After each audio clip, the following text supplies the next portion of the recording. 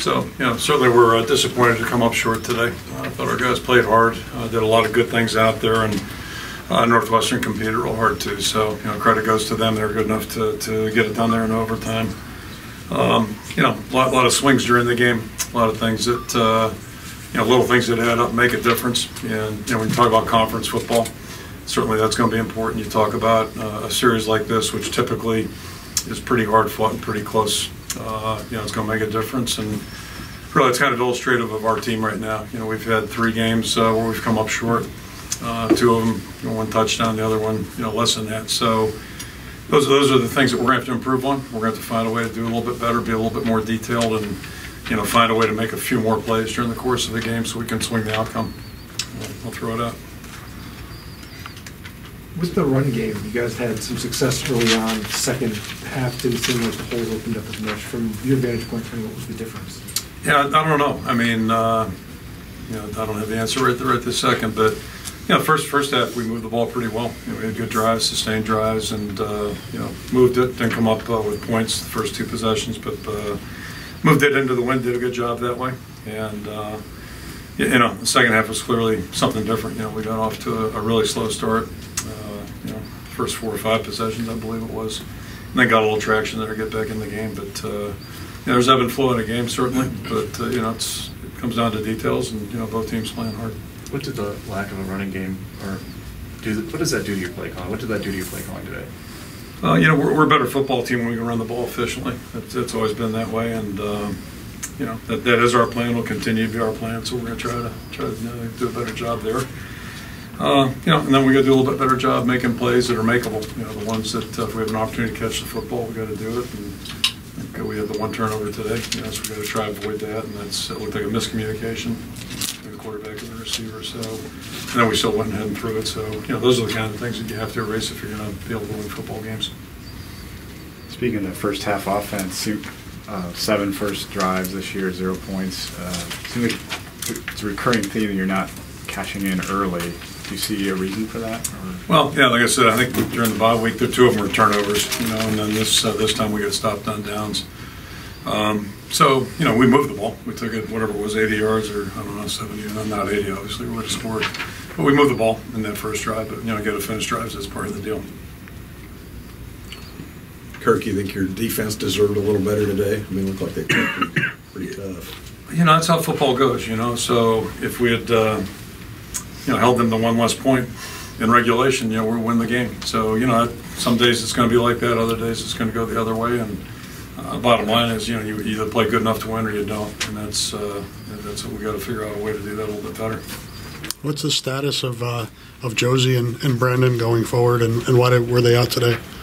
I'm sorry. Why were they out today? Yeah, they're both obviously injured, carryover from 2 weeks ago. So, fortunately we didn't have a game last week. I thought Josie might have an opportunity, to perform today. He didn't pass the test, so, we dressed him out and all that, but we knew he wasn't going to play the football game. And Brandon, same thing. It's residual from 2 weeks ago, and we'll just take that week by week, but hopefully we'll get those guys back soon. I think Josie's got the best chance to get back the quickest. James Butler close? He dressed today? Or? He dressed. He practiced this week. He's got to get used to that brace, and we really haven't had an opportunity to see him handle that. So there's an adjustment period. Just even taking the ball is a little bit of a difference for him. So we'll see. I don't know how we're going to test at full speed, but we'll have to figure that out, and then we'll get him back somewhere in the near future. So Brandon was injured against Illinois, and do you feel like you rushed him back then? No. What happened is players wake up Sunday. Sometimes they leave the stadium fine, and they come back Sunday, and they've got some issues. So it's not uncommon. He's going to work back from it, and hopefully we'll get him back either next week or the week after. What's your sense of the frustration level on the offensive line and the entire offense in general? Well, I think there'd be a lot of frustration today. We didn't get enough points to win the football game. So, it's just part of football. When you're not, moving it consistently enough. We had some really good drives today, and give them credit. They got a tough defense. They play good defensive football. So, but we didn't execute consistently enough, and we're going to have to eliminate some. I think there are a couple errors, mental errors up front, missed assignments, however you want to paraphrase that. A couple drops. Those things are the things that stop drives, and if we're going be able to sustain drives and then finish drives. We're going to have to play a little bit cleaner. Have you had a chance to talk to Noah yet? And when you do, what are you going to say to him? What can you say to him?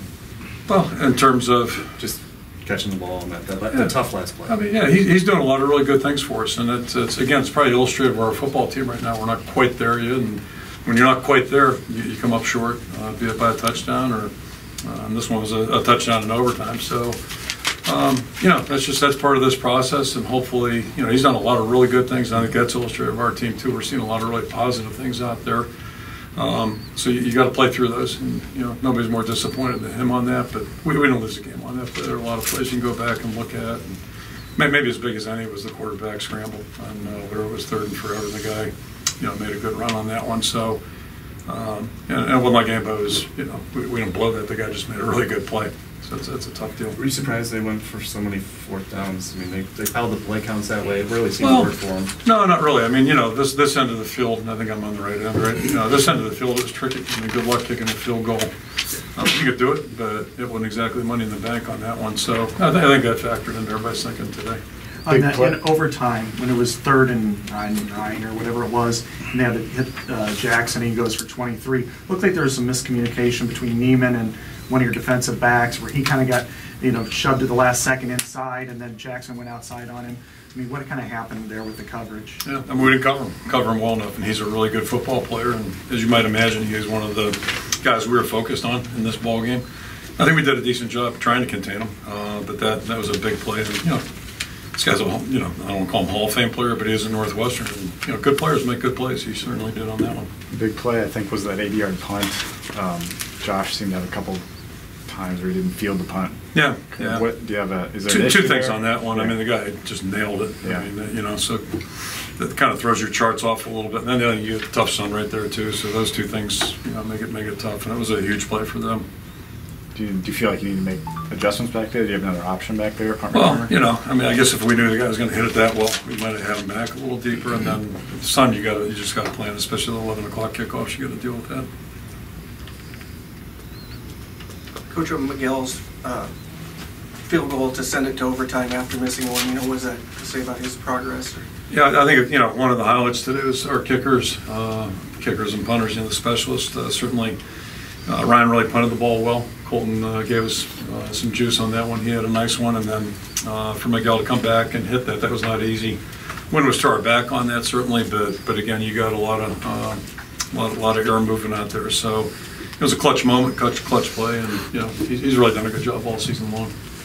But you guys 3 losses in the Big Ten. What's your message to the team right now? Well, just what I said a little while ago, and I said it to the team same way. Close games, you have to find a way to win close games, and for us that's been historic for the most part, not totally, but for the most part. So, it just gets down to detail, a little better preparation, a little better practice, which I think we had 2 good weeks. I'm not second guessing that. I thought the guys practiced pretty well. But, part of that's growing pains, and part of it is, we got to improve faster and, get a little bit better here if we're gonna flip this thing over. And that's, it's really close. These games are close. What about One more question. What about Boone right now? Do you see an opportunity for him to play at all this year?